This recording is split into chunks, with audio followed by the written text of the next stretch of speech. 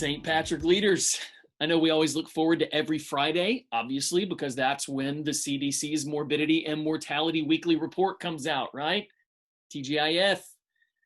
Okay, maybe that's not the most upbeat way to start your weekend, but I do want to share with you that nearly a third of all respondents on that report were describing anxiety or depressive disorders, with 18 to 44 ages coming in at something more like 50%. Every other person either dealing with anxiety or depressive disorders. A quarter of Americans ages 18 to 24 seriously considered suicide in the past 30 days. 16% of age 25 to 44. That seems incredibly high. And when I went to look further at the demographic breakdowns, here's what's truly heartbreaking. Race, income, other socioeconomic factors, they didn't weigh in nearly as much as these two. Being a parent of a child at home, being an essential worker. That is, people who are at the beginning of trying to establish a life and see no hope for future thriving. Now, chances are that describes you personally or someone in your sphere of influence. And so you, like I, probably feel an immense burden to provide or feel relief and care for these hopeless, precious ones. And you probably also feel some real actual empathy for them. Many of you are group leaders, or some are leading in our ministries or partner ministries. And that's on top of all that's going on in your nuclear families. All leaders are, in some way or another, heads of a household doing essential work in an impossible time in our city.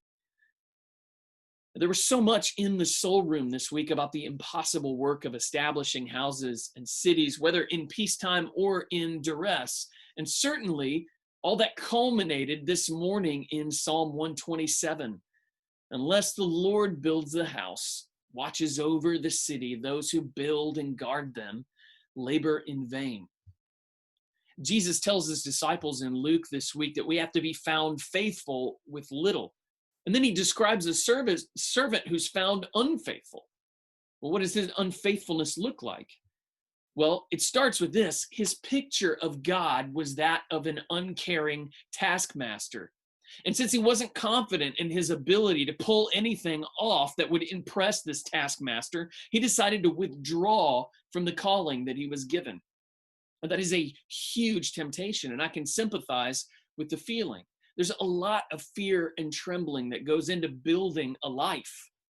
Let's paint a picture of how high those stakes really are and maybe reveal whether we might think that God is a taskmaster out to get us too, and if that could lead us to some problems later on.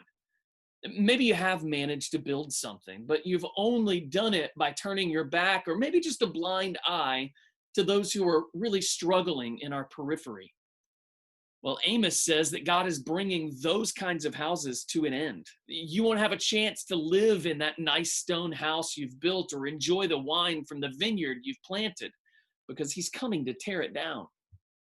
Paul tells Timothy that if you can't manage your household, then you can't manage his household. Again, faithful with little, given much. And that part of managing any household is caring for them from the core all the way to the fringes. In other words, if the prosperity of your nuclear family doesn't translate to the thriving of the needy, then you've actually got a giant target on your back. Back at the beginning of the week, we saw that the disciples couldn't even hear Jesus's prophecy when he described in detail what was going to happen to him in Jerusalem. And right after that, by no coincidence, Jesus then heals a blind man in Jericho. It's like he was telling us there's a sense in which we don't have the ability to see or to hear something that we desperately need to see or hear. There's a sixth sense that we don't have. And only he can miraculously heal us from that deficit. Here's my conviction, and the conviction of our entire staff and leadership at St. Patrick. We have a blindness of heart.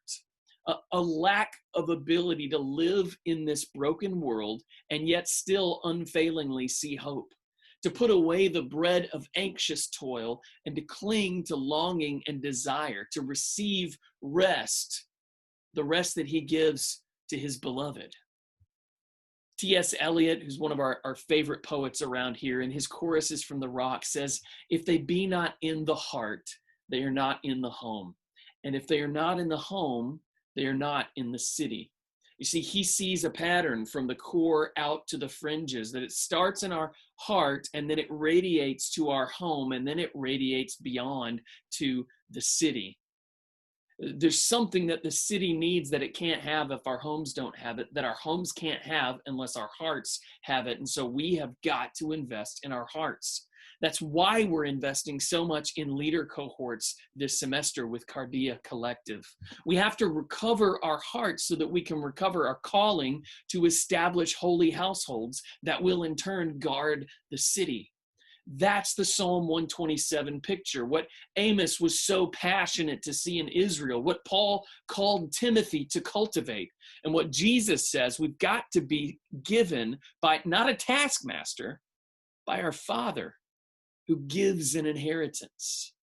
See, the mistake the unfaithful servant made wasn't that he miscalculated the risk. It was that he didn't trust the gift, and more importantly, the giver. He didn't realize that he's not just some worker in the city of God. He's first a child in the house of God. The endowment is his. The beloved Son gave his own life so that we could have life abundantly. Here's a catchphrase that I've been hanging on to in this season of hard toil that I want to give you. It's simply this: fail forward. You're not going to get it right. We are not going to do a very good job of ministry in this season. You are not going to do a great job of schooling your children or providing some sort of inheritance for them. Not really. But it's not riding on your competence or your resources. God is a father who's establishing an unshakable household, and you are his heir. Don't retreat from investing in the things that God's called you to just because you're not sure that you can handle them. He is sure you can't handle them, but he's inviting you to participate in the healing of that sense of your heart that's going to allow you to see his kingdom, that's going to allow you to invest in his household. Just fail forward, and your Father will bless you. Click that registration link and join us this semester. We love you guys. Peace.